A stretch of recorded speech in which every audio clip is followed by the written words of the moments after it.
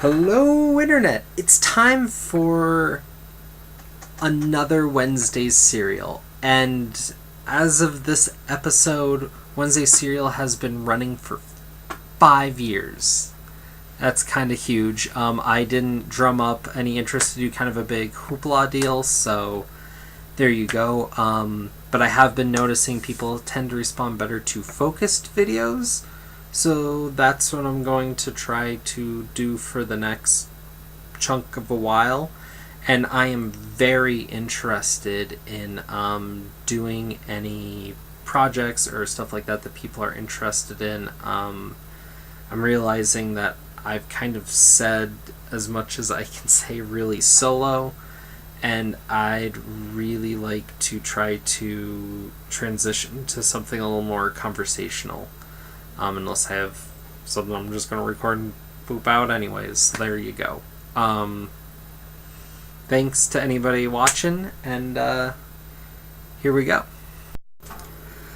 So this week marks 2 endings for me, and they're 2 drastically different endings in a lot of different ways. I want to kind of pick apart this idea of endings in comics in some different ways with stuff that may be big or not depending on how you look at it. So I'm just going to take these 2 comics from this week and kind of look at that and talk about just the comics a little, that sort of thing we do, just talk comics. It's gonna be good. First up, KickAss3, and I've been following this since day one. I was a fan of the big Miller World launch way back when that had different stuff, and was really interested, and that's when I was really starting to come into the idea of following creators, and so it paired up perfectly. And it's interesting to take Mark Miller as a creator and look at some of the stuff he's done, because he's actually done a lot of different things to try to push comics to different areas. And of course his breakout work is KickAss. That's like going to be his big claim to fame, and mostly because there were a couple movies and now a video game and some other related whatnot about it. And this is interesting because whereas this is Marvel published and Marvel done, it relies more on DC references. I can't tell you how many times like Batman's brought up here, not just in here too. Nemesis, there's this fascination with Batman, but he does that in the Marvel sense, but it literally says Batman. I find that definitely fascinating in a very brief way, as much as using one word can be. And KickAss is known for the hyper-violence and trying to bring this idea of realism to comics, but then it's broken because it's incredibly comic booky. It just happens to be more Punisher than, say, Batman. And so you get this bizarre break. And with this issue, instead of just playing out this crime story and doing everything that KickAss is built to, we get the ending. And that's where this book really takes a turn. Before I talk about that, though, I want to introduce our other comic to talk about in a different way, and that is actually a DC comic, and that is Green Arrow. And instead of being like this comic work, which is a mini-series of its own and set in its own place, whatever, and able to speak about comics in a meta perspective or whatever, you can't. This is Green Arrow. This is a monthly comic, and this is not like the ending of a series and the end. No. This is just the end of a run, and I don't know if Sorrentino's going to do some last issue with whatever next month with DC, but this is really the end of his run no matter what, and this is rushed in a word. And I'm going to start weaving between the two and talking about them. So if you're worried about either of these books being ruined for you, stop the video now. So KickAss is this ending where we go into this weird metatextual thing, not only for the ending of the story, but we're seeing that this is trying to become this work of comics by metatextually talking about comics, which in a way it has been talking about superheroes, and what if we really did that, and playing that out. But I mean, really, there's been nothing for that beyond really the initial premise and kind of seeing these characters call like, oh, there happened in this one thing, and we're going to try to do that here, and kind of that disconnect.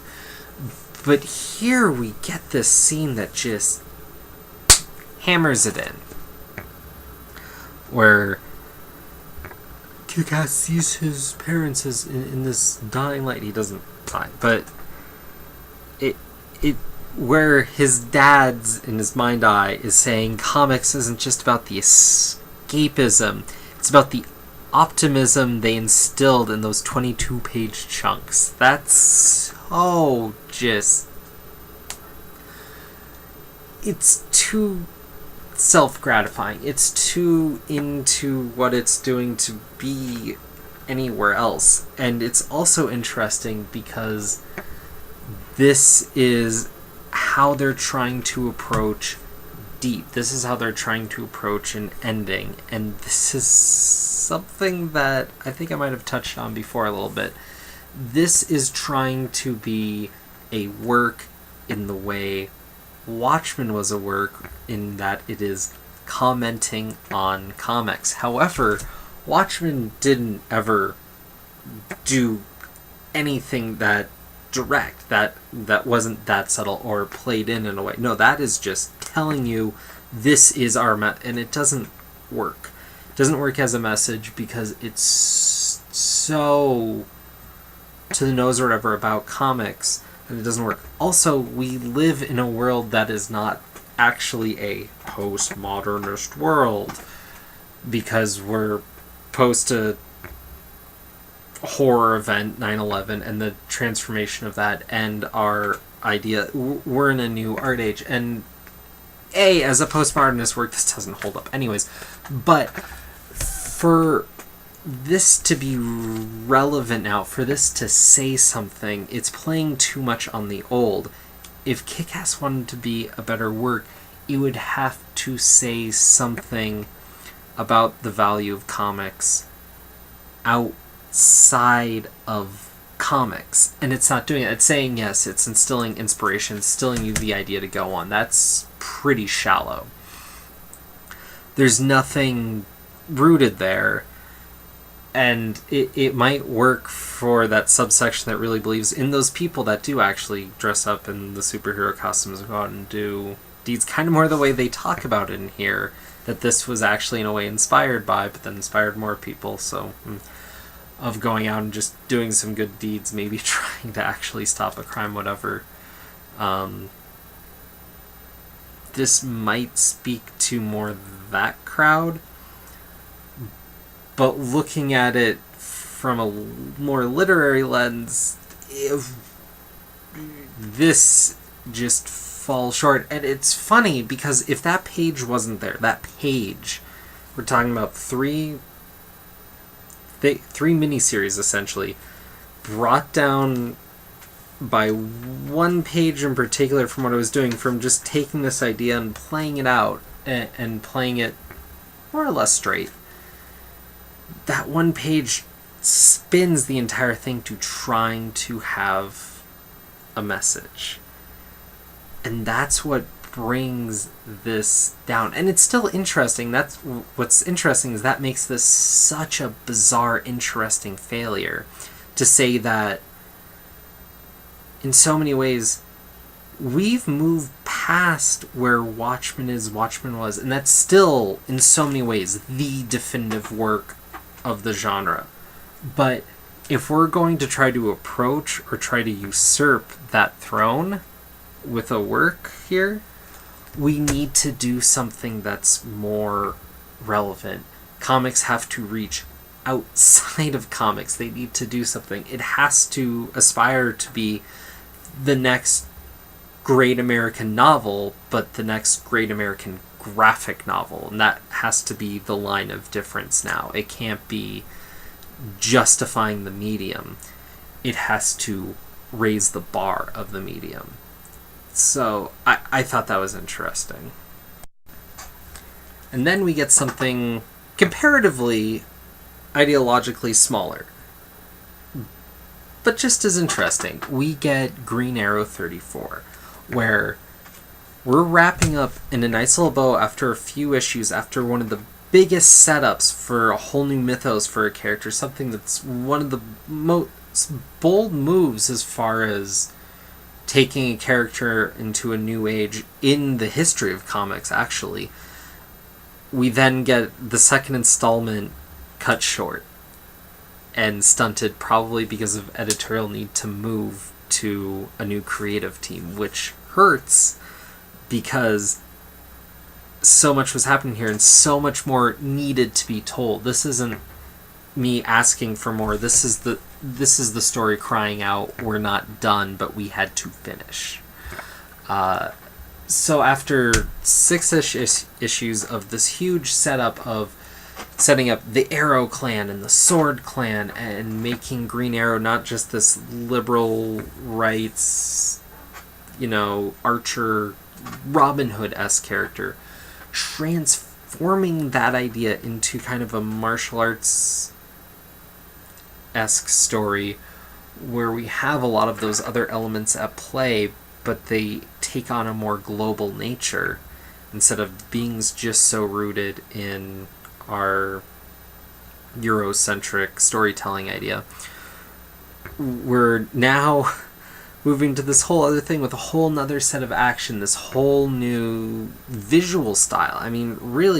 Even if you break down Green Arrow up till right before the pre-Flashpoint event, comics and whatnot, all the way back to O'Neill and whatnot, or even earlier. Really, it was just a way to make Robin Hood a superhero, more or less, and you just kind of tie in a few other things. We get this huge transformation, and what's weird is this is all underlined, like all other, not all other, but especially in DC history, a multimedia thing coming in and transforming how that character is going to be interpreted in a big way. And I've been guilty of this myself, and it's forced me to look at it a little differently. Like, a lot of people are very angry about that because it's this Arrow show coming in redefining the Green Arrow. Yet Batman's been defined by the old Adam West show, Batman the Animated Series, definitely. Every major motion picture restart has redefined him. Superman, a lot of the Superman mythos comes from the old radio show, but also the TV show post the Wortham trials and whatnot, and kind of reinvigorating superheroes as a whole, even at a time when Shazam was more popular or whatnot, and then Shazam's show really defining the character at the time when he was popular and just kind of rising up together. All these characters are defined in multimedia and not just in the comics, but this is such a huge break, and I don't think we've seen a break quite this far pinned with the multimedia quite that way, because for a break to be this big, it's like the break from the Adam West Batman, but then it was more back to the original, so it doesn't feel like a big break. It's more of a return to these darker roots to appeal to older readers versus the kids were they were going for at the time. This is the Green Arrow where it was appealing to a lot of people, and actually in a lot of ways a lot of older people, and trying to pin it for younger people and it not working, them trying to refix it, and now we're here. And now this run that just kind of got started, and with so much, all that stuff I'm talking about taking place over year, forming this new mythos. Like, it was the first chapter. It's like the first Harry Potter book or something. And now we're like starting up the second book and done. We're done with this, and we're switching it, and how far we're switching it remains to be seen. And so it's this stunted end. And so a lot of events get wrapped up in this nice little bow. A lot of characters, especially a lot of villains, are given short thrift here, which could be damaging or interesting to play with going forward. But this Green Arrow ending is just a lurch. And so now this character that's gaining momentum in his own book and all that also loses his momentum within the universe, because Batman has multiple books, Superman has multiple books. When they do stuff, I mean, they share books, they're all that. Green Arrow has been trying to find a place in this post-Flashpoint comics continuum, and we're not finding it for him because it had to be reinvented. Now that we're there, he's supposed to be tied to some other characters in what was the Justice League of America, not the Justice League, but that crumbled. And so now it seems like it's supposed to be the Outsiders is what I'm hearing, but how is that going to play? And is it just this underpinned, and now we're having other creators just carry literally this story, not just this character, but this story forward, which is something you don't normally see with a creator transition. So, whereas this is a lurchy ending, what it spells for the future for Green Arrow, and kind of maybe creating a new path for how these characters are to move forward in the future, should be interesting. There's a chance that the way that they move forward with Green Arrow now can either stumble and fall, or be in a way as transformative as to how we re-envision characters as when the Silver Age Flash came back, or came into being, in a way that kind of pushes the industry towards a new era. So maybe this is the ending of so much more than just this book, but so much remains to be seen. So that's what I'm thinking about endings right now, and I am more of a fan of a good ending than a good start. If nothing else, because they're earned, they're more interesting. It is satisfying when you're reading these things month to month to have that and have that build pay off. But if nothing else, because a good ending is far more rare than a good beginning, and a much better sign of quality writing. So there you are. Hope you all have a good night. Thanks for 5 years. Please like, share, subscribe, tell your friends, tell your cat, tell your dog, tell your mom, tell your dad. Check out Wednesday's Serial. Please hit me up at MagicalMatt42 on Twitter. Let's make this the awesome next 5 years of Wednesday's Serial, and let's talk some good comics, man. Good night.